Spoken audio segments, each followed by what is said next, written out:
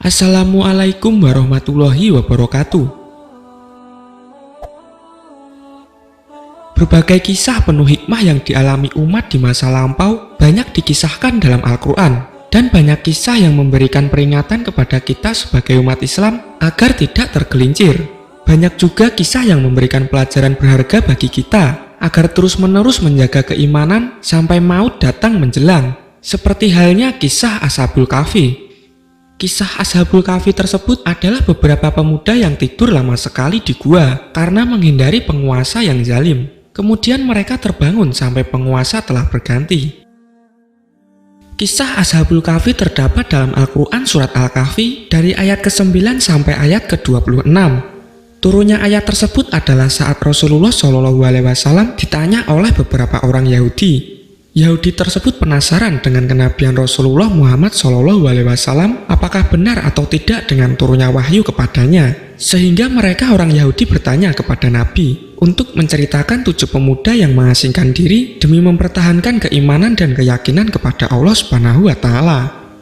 Jika Nabi benar dalam menceritakan, maka orang Yahudi tersebut akan mengikuti ajaran Rasulullah dan menjadi Islam. Setelah itu Rasulullah SAW berdoa kepada Allah Subhanahu wa Ta'ala, dan Allah menjawabnya dengan wahyu tentang kisah Ashabul Kahfi pada surat Al-Kahfi. Kami kisahkan kepadamu Muhammad cerita ini dengan benar. Sesungguhnya mereka adalah pemuda-pemuda yang beriman kepada Tuhan mereka, dan kami tambah pula untuk mereka petunjuk. Quran Surat Al-Kahfi ayat 13. Hiduplah Yaman dahulu seorang raja yang sangat zalim dan kejam yang bernama Raja Dqyanus. Sebelum Raja Dqyanus berkuasa, rakyat kerajaan tersebut merupakan rakyat yang beriman kepada Allah Subhanahu wa Ta'ala. Namun semuanya berubah setelah Dqyanus berkuasa. Rakyat menjadi sangat patuh pada Dqyanus, sebab jika ada yang membantah akan langsung dibunuh secara kejam. Mereka dipaksa mengagungkan raja mereka sebagai Tuhan mereka, dan Allah pun mereka tinggalkan.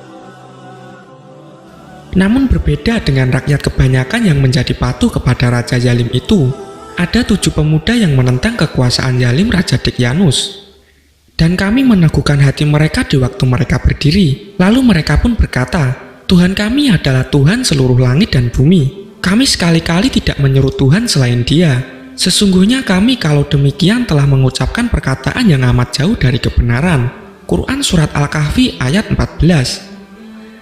Keimanan mereka pun akhirnya diketahui oleh Raja Dqyanus. Dqyanus pun marah dan langsung memerintahkan bala tentaranya untuk mencari 7 pemuda tadi dan membawanya ke hadapan raja. Dqyanus menawari berbagai macam kesenangan dunia kepada 7 pemuda tadi, mulai dari jabatan, kekayaan, wanita, dan lain-lain. Namun semuanya ditolak mentah-mentah oleh mereka. 7 pemuda beriman tersebut lebih memilih mempertahankan keimanan daripada menjadi penyembah selain Allah Subhanahu wa Ta'ala. Mereka tidak ditahan, namun dilepas oleh Dqyanus untuk memberi kesempatan pada pemuda-pemuda itu berubah pikiran. Di akhir pertemuan tersebut, Dqyanus mengancam akan membunuh ke-7 pemuda jika tidak segera merubah keyakinan mereka. Apakah pemuda tersebut takut dan akhirnya menjadi pengikut Raja Dqyanus? Tidak, mereka sama sekali tidak berpikir untuk berubah keyakinan. Dengan ancaman Dqyanus, justru mereka semakin mantap dan yakin dengan keimanannya. Kematian adalah keniscayaan. Mereka tidak takut dengan kematian sedikit pun. Sebagai usaha untuk mempertahankannya, mereka sepakat untuk hijrah, pindah ke tempat lain yang lebih baik dan mendukung keimanannya. Mereka akhirnya mengasingkan diri ber7 dan 1 ekor anjing. Ketika sampai pada sebuah gua, mereka masuk ke dalamnya dengan maksud untuk beristirahat. Mereka akhirnya tidur di dalam gua itu. Dalam tidurnya, Allah membolak-balikkan tubuh pemuda tersebut ke kanan dan ke kiri. Kasih sayang Allah pada mereka juga diwahyukan dalam surat Al-Kahfi dengan memerintahkan matahari agar ketika terbit, cahayanya lebih condong ke arah kanan.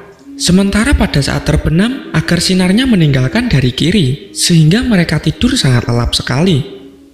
Dan apabila kamu meninggalkan mereka dan apa yang mereka sembah selain Allah, maka carilah tempat berlindung ke dalam gua itu. Niscaya Tuhanmu akan melimpahkan sebagian rahmatnya kepadamu, dan menyediakan sesuatu yang berguna bagimu dalam urusan kamu.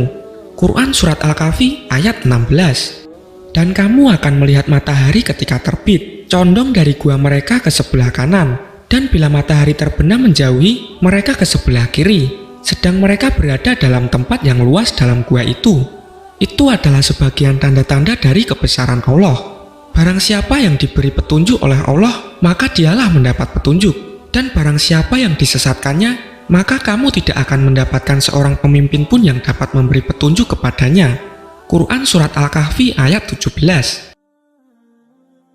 Dan kamu mengira mereka itu bangun, padahal mereka tidur, dan kami balik-balikan mereka ke kanan dan ke kiri, sedang anjing mereka mengunjurkan kedua lengannya di muka pintu gua.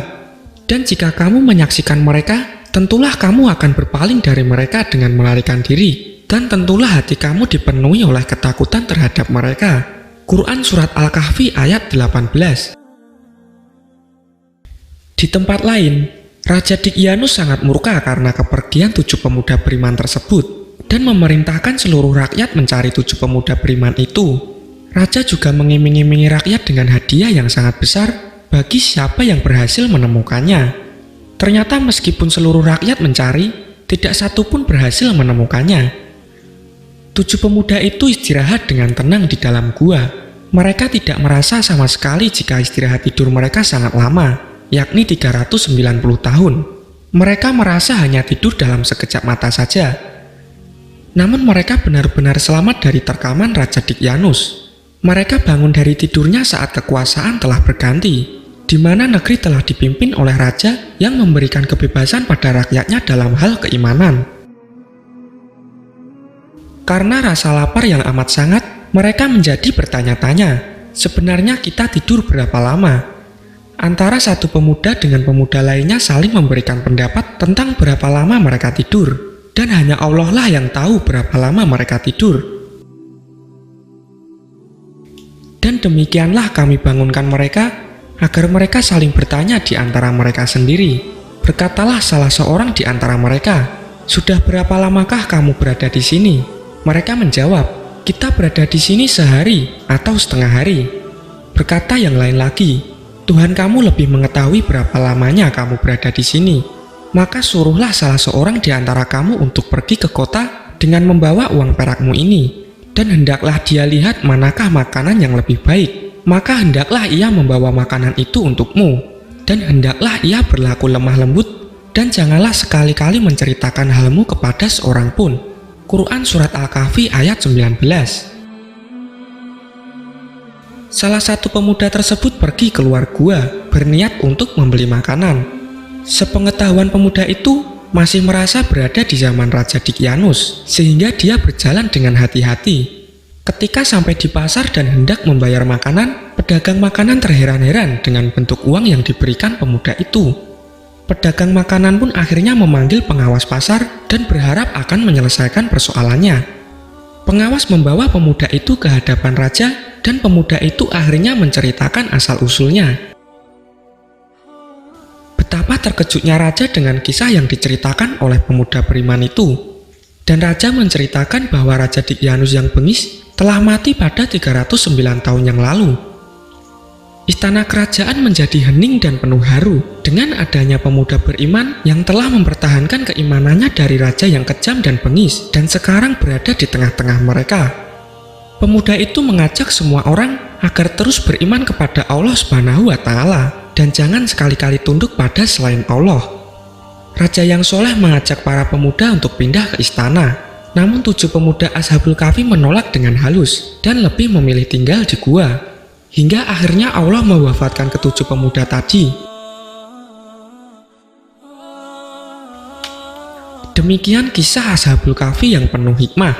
Semoga Allah Subhanahu wa Ta'ala menjadikan sisa umur yang membangun lamanya hari kehidupan kita di dunia ini bermanfaat bagi Islam dan kaum muslimin, memberi peluang, kemudahan, dan aplikasi dalam mengukir sejarah peradaban manusia dengan tinta emas kebaikan dan kemuliaan, hingga keberkahan umur kita dirasakan oleh mereka yang terlahir sebagai generasi selanjutnya. Amin ya robbal alamin. Wassalamualaikum warahmatullahi wabarakatuh.